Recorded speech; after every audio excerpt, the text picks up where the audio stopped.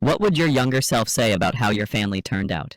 You ever realize you've been erased from your own family story, not with a dramatic blowout or some unforgettable scene, but with a slow, careful trimming of mentions and invitations until the only way you find out where everyone spent the holiday is through a tagged photo that shows a table you can practically hear, but not a single sign you were expected, wanted, or even remembered? Because that was the moment I had this ugly click in my chest and thought, all right, I get it, I'm the extra chair that never makes it out of the garage. I used to tell myself it was just bad timing, that my sister forgot to loop me in because she has kids and a calendar with more color coding than a war room, that my brother is the kind of guy who means well but answers texts like they're optional, that my mother and father are from that old school where you assume everyone knows the plan because it's the same every year, which somehow never included telling me the address, and I swallowed it year after year like medicine that didn't work but was supposed to. This year was different because I did what every therapist meme tells you to do, and I asked directly. I wrote in the family group chat in plain English that I wanted to be there, and could someone please share the plan, and if I should bring anything. And then the little delivered check marks looked back at me like a row of closed doors, and nobody said a word, and I let a day pass, and then another, and I told myself to be a grown woman about it, and not chase adults around like a camp counselor. And then the photos appeared like they always do, glossy smiles, the same inside jokes in the captions, my sister's friend commenting about how beautiful the tradition is, my brother's wife posting that corny line about chosen family, which stung more than it should have. And I just sat there thinking, chosen by whom? Because clearly I was the kid not picked for kickball again. I wish I could say I cried and felt better, but what actually happened is that I went very still and very cold in a way that felt honest, and I started to sort memories the way you sort a junk drawer. Pulling out every time I had stepped aside to make someone else comfortable, every time I had been told to be understanding, every time I had been the one to drive across town for a birthday, yet somehow the same energy never flowed back.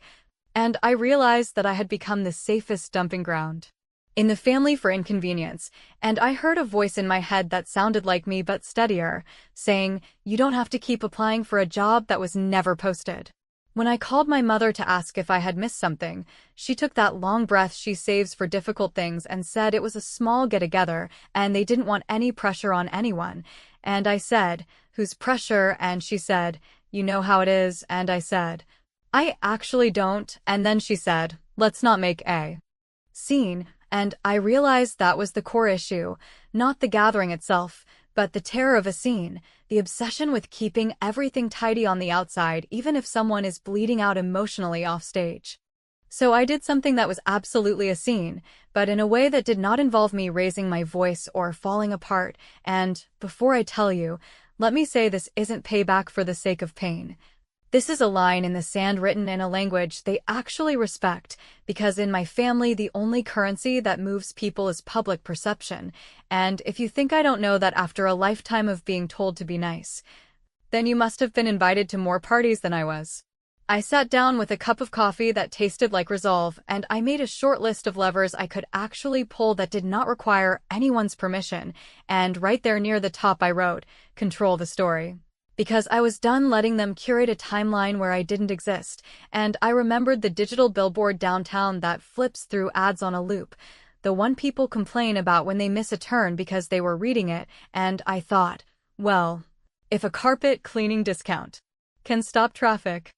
imagine what a family secret can do. I Googled the company, and the guy who answered the phone had that upbeat voice you get from selling space by the second, and when he asked, "What's the message?" I heard myself say, "It's a personal message, and it needs to be simple, big, and impossible to misunderstand," and he said, "We can do that."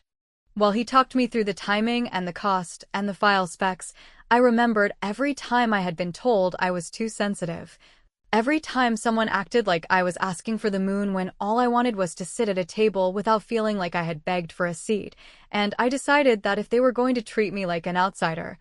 I would happily step outside and speak to them through glass they could not control, and no, I did not ask a friend if this was healthy, and no, I did not sleep on it, because I have slept on it for years and woken up to the same omission. I took a selfie that was calm and steady, not glamorous, Not angry, just me, and I wrote the line that had been simmering in me since I saw the photos. Now accepting apologies, which is perfect because it is not a scream, it is a doorway. And it also happens to be a mirror because anyone who reads it knows if it's for them. When the guy asked if I wanted a start date, I told him the week between the holidays when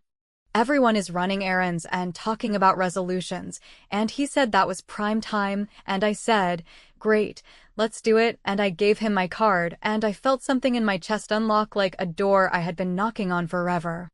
I know what you might be thinking, that this is petty or dramatic or going to make things worse, and maybe you're right, but I have tried the high road so many times I could draw it from memory, and the truth is, the high road never once sent me the address. So I'm building my own. I did one more thing before I closed my laptop, because I wanted the first small hit of justice to land before the main event, and I posted a single line on my own page. Nothing accusatory, nothing that could be screenshotted as proof of a meltdown. Just this. Family traditions are great unless your tradition is forgetting to invite your family, and I turned off comments so nobody could hijack it, and I put my phone face down and took a breath that felt like the first honest one I had taken in years. And then the Billboard company emailed the mock-up with my face and the line exactly as I wanted it, and all I had to do was click approve, which is funny because approval is the one thing I have begged for my whole life and not gotten, and this time it was mine to give. I hovered over that button with a calm I did not recognize, and I clicked, and the order locked in with a little confirmation ping that sounded like the tiniest bell at the start of a fight, and if you want to know what happened next, you should know that I received a message I did not expect, from a number I had not seen in years, and it said, "Is that Billboard about us? Because if it is, we need to talk," and that is when I knew the party I was throwing was already underway. The morning after I clicked approve, I woke up with that odd mix of adrenaline and quiet that you get after you finally send the email you have rewritten 100 times. And I told myself I was not going to spiral into second-guessing because nobody had second-guessed leaving me out, so I made coffee, opened a fresh note, and started laying out what I could control and what I would not touch. Because if I have learned anything about my family, it is that they are experts at baiting you into a tone they can later point to and say, "See, this is why we do not include her," which means the plan had to be clean, calm, and perfectly civil, no names, no accusations, no flailing. Just a single sentence that lands like a gavel without me ever raising my voice. The Billboard guy had sent a schedule grid with times and frequency, and I stared at those little slots the way other people stare at vacation photos, because each one represented a moment where anyone driving through would get a brief, precise message that cut through years of me being talked over, and I circled the times that mattered not to the city, but to my family, because I know their patterns better than they know mine. I knew the window when my father drives past downtown after running errands, the lunch hour my sister likes because it fits between her kids' drop-offs, the late afternoon my mother uses for her grocery run, and even though this is the kind of information a daughter should use to meet them for a sandwich once in a while, I was going to use it to draw a bright line they could not ignore.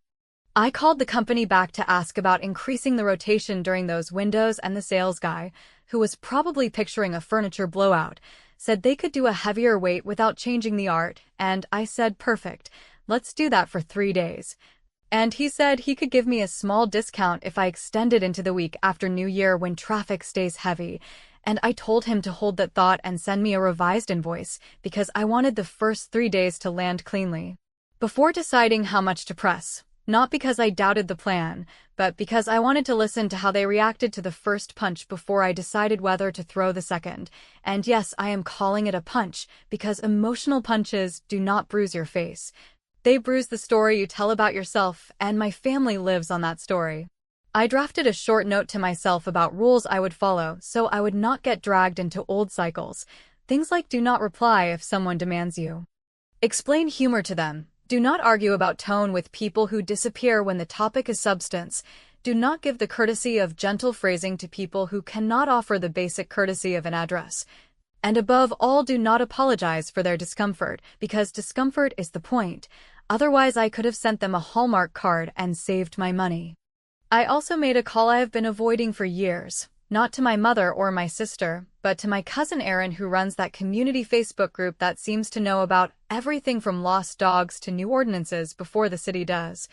Because she is one of the few relatives who has ever been honest with me without cruelty, and I told her I was about to do something that would cause chatter and that I was not calling to gossip or recruit allies. I was calling to give her a heads up so she did not get blindsided, and she went quiet in a way that made me feel seen, and she said, "Is this about the pictures? Because I saw them and I was mad for you." And I said, "It is and it is not, because the pictures are the symptom, not the disease." And then I told her the line on the billboard and the timing, and she exhaled this long, low laugh that carried zero mockery and all relief. And she said, "You are not wrong, and you are not crazy, and I am proud of you for picking something that says everything without saying anything." And I felt my eyes sting, but I kept my voice steady because I did not call for comfort. I called for logistics, and I asked her not to post anything yet, but to be ready to approve a photo if someone submitted one. Because of course someone would. I set up my phone so that any call from the family group chat name would go straight to voicemail with a polite message I recorded that said I was not available, but I appreciated the call and would respond in writing if a response was needed. Because if there is one thing that has always undone me, it is the combination of raised voices and sudden pressure to smooth things over in real time, and I was not going to give them the chance to drag me into a live performance of their favorite drama, where I end up apologizing for making them uncomfortable while they never apologize for making me invisible. And the brilliance of voicemail is that it creates a transcript and an archive, and you cannot edit what you never said. I also scheduled one post for the morning the billboard would go live, just the same neutral line I had already used, no tags, no direct mentions, because it would read like a motto if you had no context and like a loaded truth bomb if you did. And I turned off comments. Again, because I wanted evidence of my restraint when they started calling me reckless. Before lunchtime, I had one more practical box to check, which was to prepare for the inevitable claim that I was humiliating them for sport, and I am not going to pretend that there is not an element of satisfaction here, because there is. But I wanted the moral ground under my feet to be made of something sturdier than my hurt, so I emailed the billboard company and asked if I could add a tiny line of alt text for accessibility that would show on the web archive they keep, and I added a site link that did not advertise anything about my family, but did point to a donation page for a local foster youth program that always gets forgotten when the holiday charity flood dries up. And I told myself that if I was going to force my family to look at the daughter they had pushed to the edges, I would also force the city to look at kids who never even get a seat at any table. And I kept the donation link quiet because the point was not to polish my halo. The point was to build a plan that could not be framed as a tantrum. When I finally closed the laptop, my phone was lighting up with a message from my sister that said, "Can you call me right now because we need to clear the air?" And I let it slide to voicemail like everything else. But then a second message landed from a number I did not recognize that read, "A professional courtesy. Your mother is calling an attorney friend to ask if a billboard can be considered defamation." And I smiled without joy because I had my answer about how they were going to play it. And I picked up the phone, not to call my mother, but to call the billboard company back and say, "Go ahead and lock in that second week." The first morning the billboard went live, I did not do anything dramatic or cinematic because I was not trying to create a memory for them to weaponize later. So I did what I always do on a weekday, which is make coffee, answer a few emails, and then take the long loop through downtown that I use when I need to think. And when the screen flipped to my face with that line underneath, it felt less like a stunt and more like a boundary finally written in a language they actually read, and I let my car keep moving because I did not need a selfie with my own line to prove anything to myself. And by the time I reached the first stoplight, my phone had already started shaking with the kind of energy that says a group chat is on fire. My sister led with a chirpy accusation that I must be having a personal crisis and that I should call her immediately because people were screenshotting things and asking her questions she did not deserve to answer. And my brother followed with a blunt message that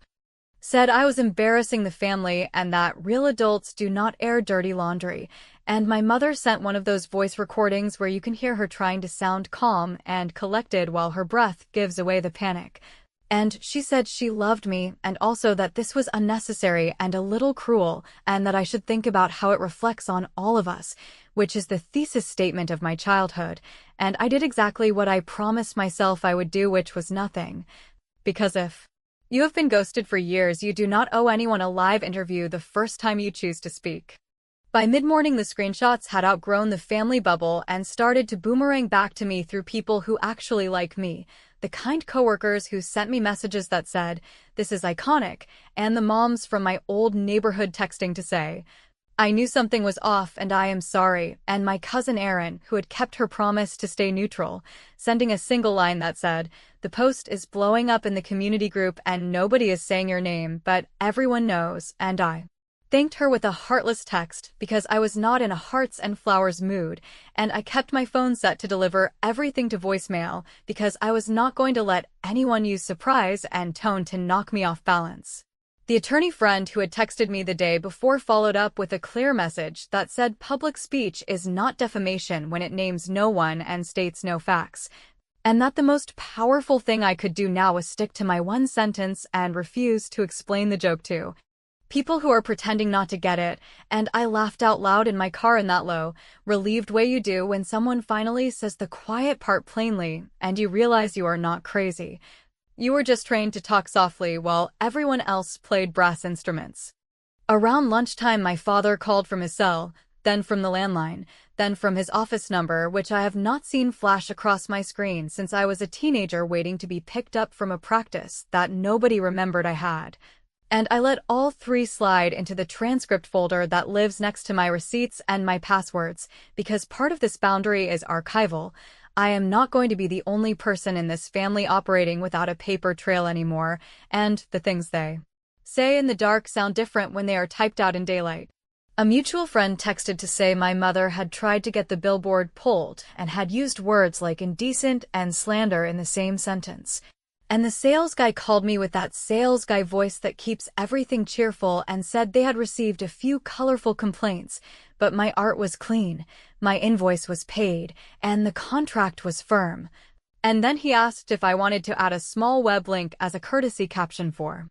their online archive, since traffic on that page tends to spike when something goes locally viral, and I told him to use the short link I had already set aside for the foster youth program because if my family was going to act like I was asking for pity,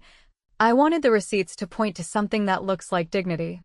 By early afternoon, the narrative began to shift the way it always does when a secret finally has to stand in front of a mirror. Because my sister's friends started asking in public comments why I had not been in the last few holiday photos and whether everything was all right. And the kind of aunties who run on church committees and casseroles began posting soft little questions about inclusion and kindness that were obviously aimed at my mother, and my brother messaged me privately to say that if I did not take it down, he would consider showing up at my place to talk like a man, and I wrote him back with a single paragraph that said I would not be opening my door to anyone who thinks intimidation is a form of love, and that any communication from now on needed to be in writing because I am done participating in the family tradition of rewriting history by volume, and I put my phone down feeling a steadiness I have never felt in any conversation with him. Somewhere between that message and the next light, I made the tiny choice that felt like a big one, which was to stop worrying about whether people would think I was harsh and to start paying attention to whether I was being honest. Because what I have learned the hard way is that my family uses politeness the way some people use smoke, as a way to make you cough too hard to see what is right in front of you. And yes, the revenge of the day was simple and public and not especially subtle, because I wanted the first hit to be clean and undeniable, so I drove past the screen one more time, watched my face flip up with that line that said exactly what needed to be said and nothing more, and I let myself smile for the length of a red light because it felt like putting my name back into a book where it had been erased in pencil for too long. And then I went home and did not check a single comment because I did not owe the world a performance of my satisfaction. Late in the afternoon, just when I thought the peak had passed and the rest of the day would be a low simmer, a message pinged from an editor at the small local paper who said they were doing a year-end piece on memorable moments around town, and would I like to share a quote about why I chose that particular phrase, which told me this thing had jumped from gossip to archive in less than one day. And at almost the same moment my phone lit up with a calendar invite from my mother that said family meeting at their house with a time and a single note that read come alone, which was the most on-brand thing she could have done, and I stared at it and felt absolutely nothing except the urge to laugh.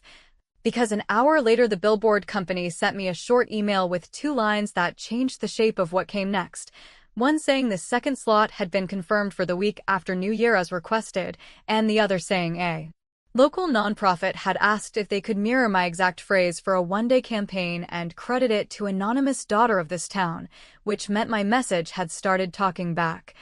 And before I could decide what to do, I received a final text from a number I did not have saved that read, "You do not know me, but I think I can help you make this stick," and that is where I left it, because the next move needed to be smarter than a headline.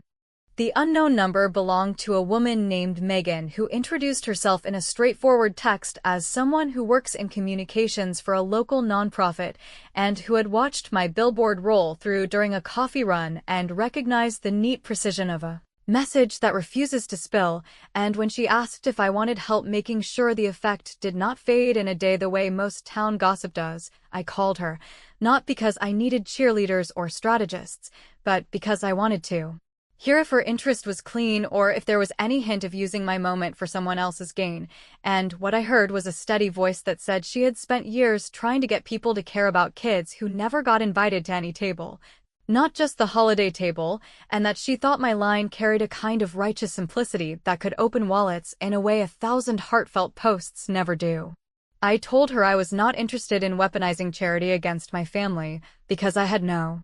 intention of hiding behind a good deed while lobbing grenades, but that I was interested in pairing my private boundary with a public benefit so nobody could credibly claim the entire thing was a tantrum, and Megan said that was exactly what she meant. And that if I wanted a practical suggestion, she had one right now, which was to add a clean donation link to the Billboard's online archive and to my own page, and to keep the caption identical to the Billboard so that the through line stayed unbroken, and then, if I had the stomach for it, to follow with a single, contextless image that spoke for itself and did not need a paragraph to land.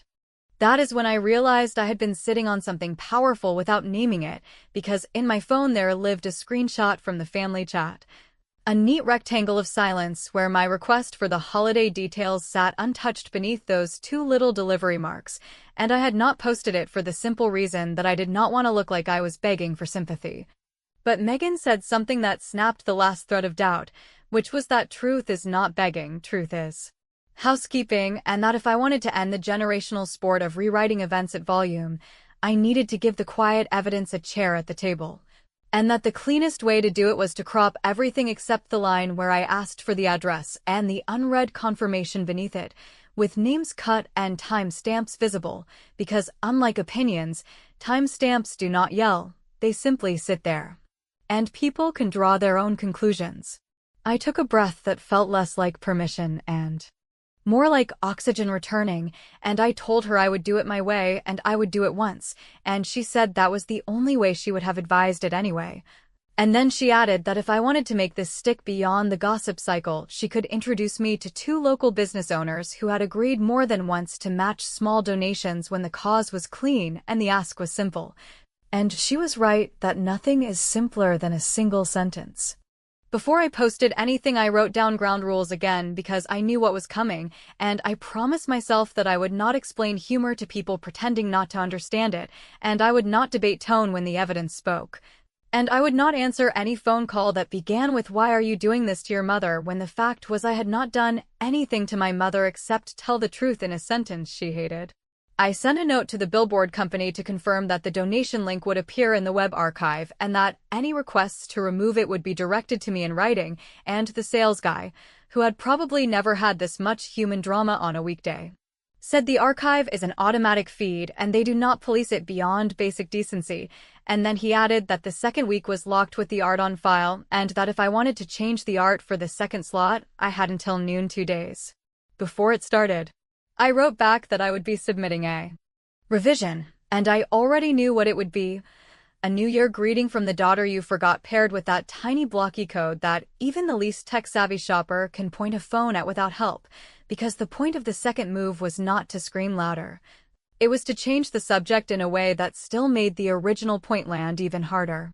Then I took the screenshot, cropped it until it looked like a simple unanswered question floating in a white room, and I posted it without names and without commentary, turned off the comments, and put the phone face down. Because I did not need to watch it rise to know what it would do to people who had spent years being told that I was dramatic and unreliable and somehow always at fault. The calls came in just as expected, my brother with his breath hot through the speaker demanding to know whether I was trying to ruin his life. My sister offering the usual pseudo-empathy about how communication is hard when everyone is busy and nobody meant anything by it. My mother with a message that tried to split the atom by saying she loved me and that I was being hateful at the same time.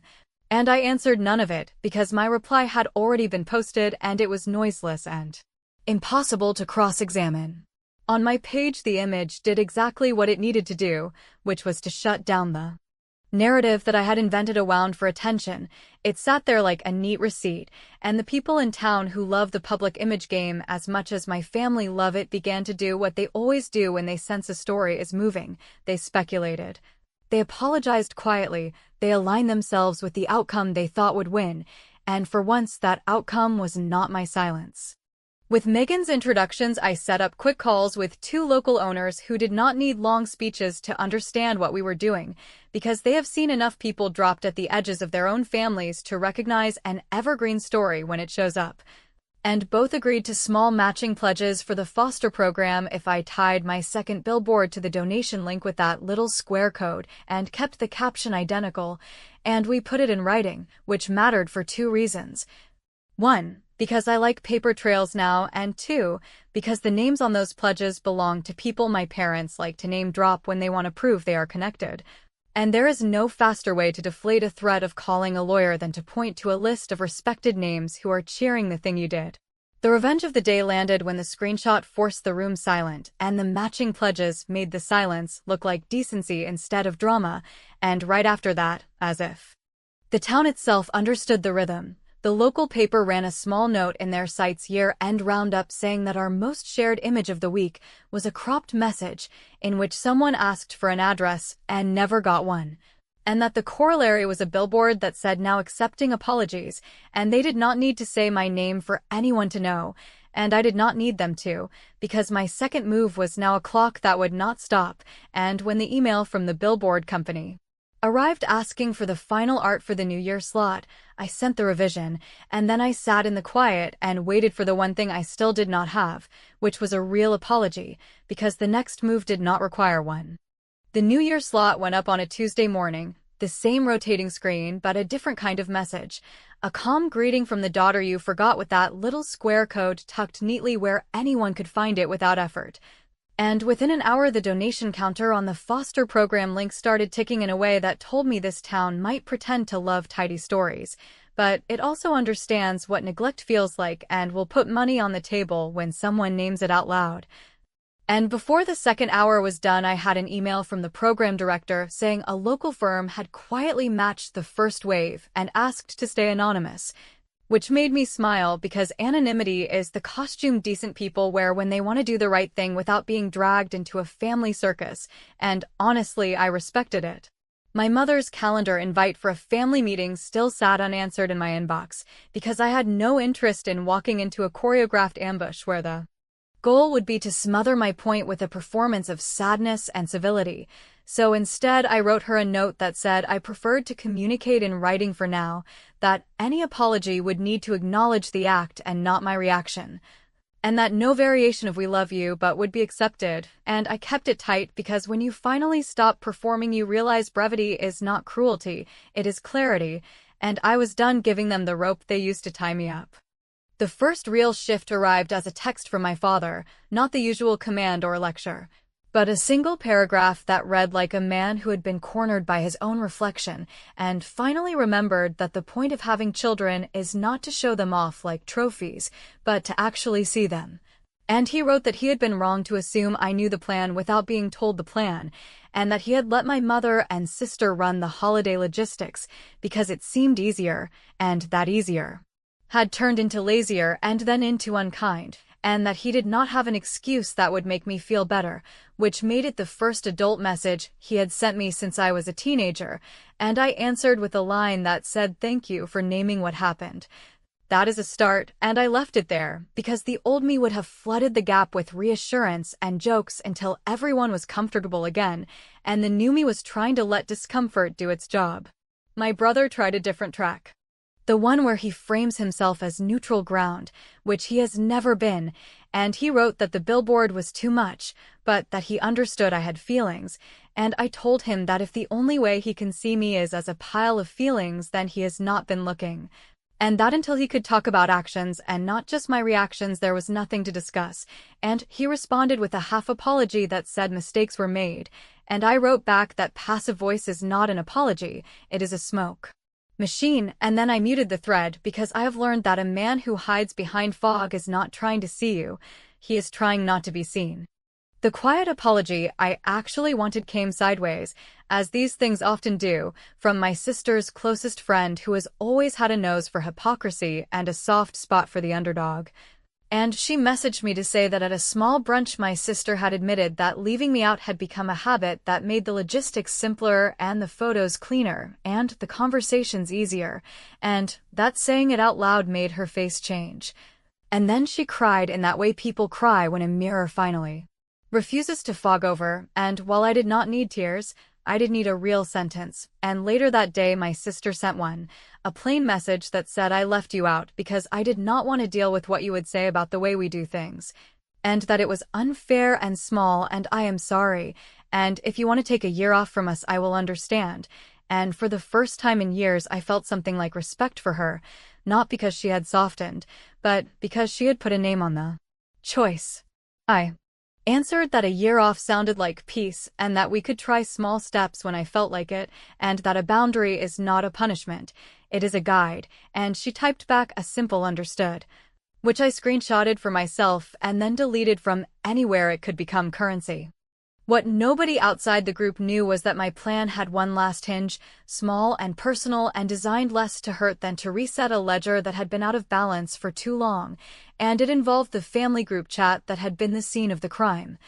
I renamed it to logistics only and set the rules in the description like an office memo, saying that this thread would be used for addresses, times, and confirmations only, no commentary, no jokes, no guilt, and that anyone who posted a passive-aggressive aside would be removed for a week, and then I followed my own rule by posting a single message that read, if there is an event where my presence is not desired, say it here and say it plainly, and if there is an event where I am included, include the address, and while you decide which is easier, know that I am fine either way, and I turned off notifications because the point was not to listen for applause, the point was to put a thermostat on a room that had always been set by other people. Predictably, my mother tried a gentle protest about how families should not need rules to be kind, and I answered that kindness without structure is just mood, and that I am done being measured by somebody else's weather. And then I left the thread alone because a boundary that needs constant tending is not a boundary, it is a hobby, and I have better ones. The donations kept climbing through the evening and into the next day, and the foster program sent a short public note thanking the town for showing up, crediting an anonymous message on a downtown screen that had reminded people that being left out is not a feeling limited to one house or one holiday, and the local paper updated their blurb with the totals from the matching pledges. And for the first time in a long time, the name of my family was being spoken in rooms that did not revolve around their curated perfection, but around the fact that somebody had put a crack in the shell and light came through for people who needed it more than any of us. When the second Billboard cycle ended, I did not extend it, not because I was scared of pushback, but because the point had been made and the tool had done its job, and anything more would become noise, and I have had enough noise to last a lifetime. In the days that followed, I received messages from strangers who told me small stories about being the forgotten cousin or the overlooked aunt or the child who learned early to clean up quietly while the favorites took the photos, and I answered a few with thanks and let the rest sit. Because part of stopping the performance is letting other people keep their own stage. If you are waiting for a scene where I walk into a living room and deliver a speech that makes everyone cry and promise to do better forever, you will be waiting with the old version of me, because the win here was never going to be a script with applause. The win was control. The win was evidence. The win was a line written large enough that the people who trained me to whisper had to read it without me raising my voice. And the win was the knowledge that I can be invited and still choose not to go, not as a sulk, not as a threat, but as a simple exercise of preference that does not require permission or explanation or a vote. They do invite me now, and sometimes I say yes, and sometimes I say no, and the difference is that either answer lands on the table like a plate with my name on it, not a hope thrown into the kitchen from the hallway. And if there is a lingering conflict humming in the background, that is fine, because families are not puzzles you finish, they are rooms you learn to walk through without tripping over the same piece of furniture again and again. When people ask if the billboard was too far, I tell them it was exactly far enough, because it got me out of the waiting room and into a life where my own yes and no sound like complete sentences, and when they ask if I would do it again, I say I hope I never have to, and then I smile that small, tired smile of someone who finally turned the key from the inside and left the door open just enough for an apology to fit through if someone ever decides to send one.